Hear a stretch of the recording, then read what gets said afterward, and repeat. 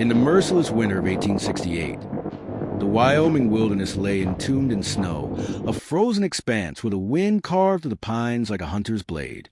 The forest stood silent, its branches heavy with ice, the world cloaked in a pale, unyielding veil. Near the shadowed waters of Silver Creek, a lone rider pushed through the blizzard's wrath. Elias Kane, wrapped in a weathered buffalo coat, leaned into the storm atop his steadfast mare, Juniper. His face, etched with years of hardship, bore sharp blue eyes that flickered with both resolve and a buried grief. A rifle rested against his shoulder, a pistol at his side, not for vengeance, but for survival in a land that offered no mercy. A faint trail in the snow caught his gaze, hoofprints, fresh and uneven, weaving through the drifts. Elias reined in Juniper, his breath clouding in the frigid air as he followed the tracks around a ridge. There, half swallowed by the storm, lay a wrecked cart, its frame shattered, one wheel buried in frost. A horse, rigid with cold, lay lifeless in its harness. Elias dismounted, his boots sinking into the snow as he scanned the scene. A soft cry broke the wind's howl, a voice, faint but desperate.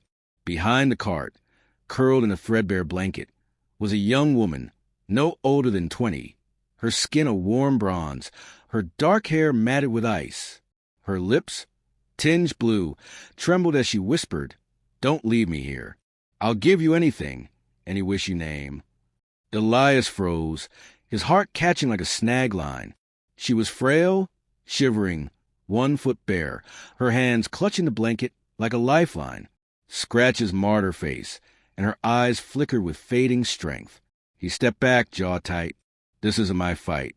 The snow fell heavier, the wind urging him to move on. She'd be gone in hours if he left.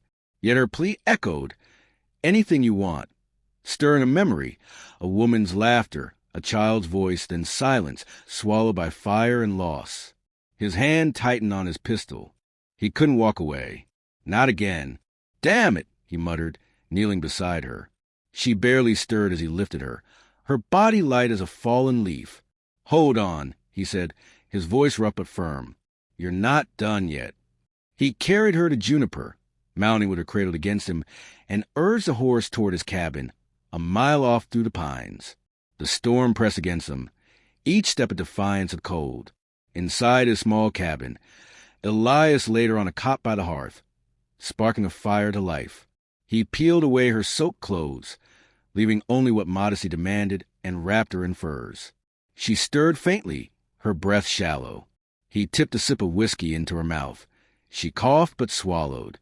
"Keep fighting," he said, sinking to the floor, the firelight casting shadows across his weathered face. Her features, softened by the glow, hinted at Shoshone heritage, perhaps mixed. He didn't ask. He'd heard a plea like hers before, years ago, and failed to answer. This time he wouldn't. The storm held for 3 days, the cabin a fragile sanctuary against the howling cold. The fire burned steadily, its warmth battling the frost creeping through the log walls. The young woman, Neela Gray, lay still, her fever fierce, her murmurs slipping between English and Shoshone. Elias stayed close, carving a piece of cedar into a hawk's shape, his eyes often drifting to her. On the second night, she whispered, "Mama, Sakani." Elias paused, recognizing the Shoshone word for mother. He didn't press. Instead, he opened a trunk by his bed, lifting out a faded quilt, its edges worn but soft. It smelled faintly of sage and memory. He laid it over Neela, tucking it gently, as if sealing a quiet vow. By the 4th morning, her fever broke. Elias was stirring a pot of broth when she stirred, her eyes blinking open. "Where am I?" she asked, voice hoarse. "My cabin," he said, turning. "You're safe." She tried to sit, wincing. He offered her water, which she took with shaky hands. "You pulled me from the snow," she said softly. "Didn't have much choice," he replied, a faint smile tugging at his lips. Her fingers traced a quilt. "This yours." "Belonged to someone I loved," he said, his voice low. "Gone now." Neela's eyes softened. "I'm sorry." He shrugged, but his gaze lingered on a scar across his knuckles, a relic of old battles. She noticed. "You fought in the war?"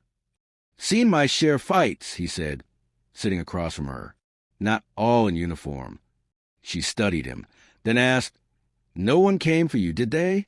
His jaw tightened, but he didn't look away. No one left to come.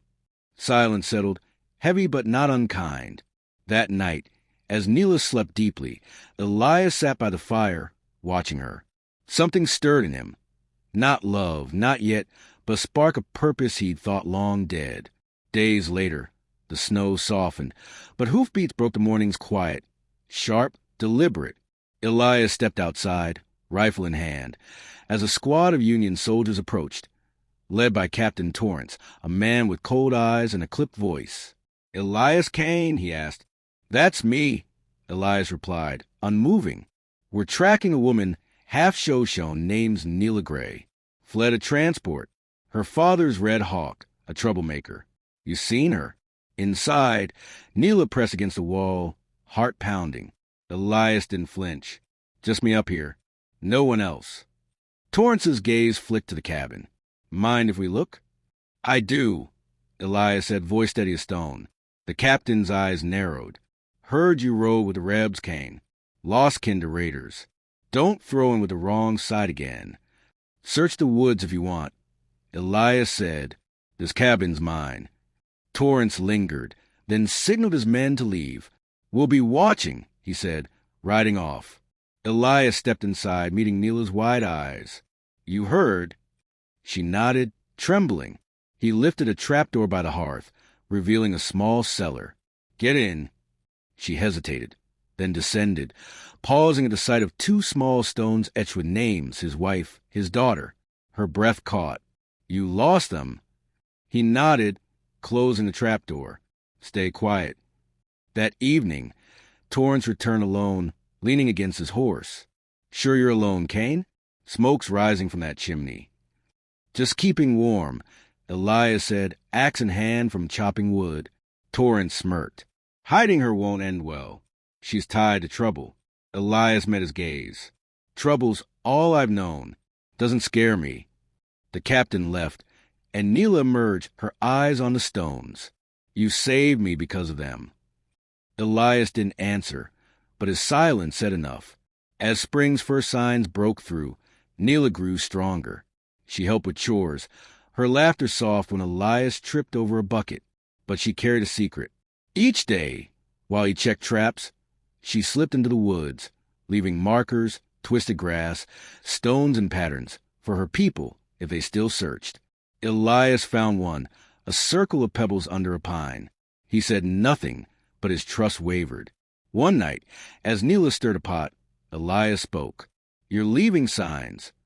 She froze, then met his gaze. "I had to. My people, I don't know they're coming, but I can't give up." "You've been here weeks," he said, voice low. "I've sheltered you, risked everything. And you still don't trust me?" Her hands shook. "It's not you. Everyone I've trusted has betrayed me. My own kin traded me to soldiers. I've learned to survive alone." Elias stood, grabbing his coat. He returned later with a knife and a pine board. Kneeling by the cabin's main beam, he carved Neela Gray beneath two other names, Clara and Lily. "I lost them," he said. "I won't lose you." Her eyes glistened. "No one's ever given me a place like that." "You're here," he said. "That's enough." They sat by the fire that night, closer than before, the warmth a bridge between their scars. Under the stars, Neela spoke. "I wasn't just running. My tribe gave me up, half-blood, a bargaining chip.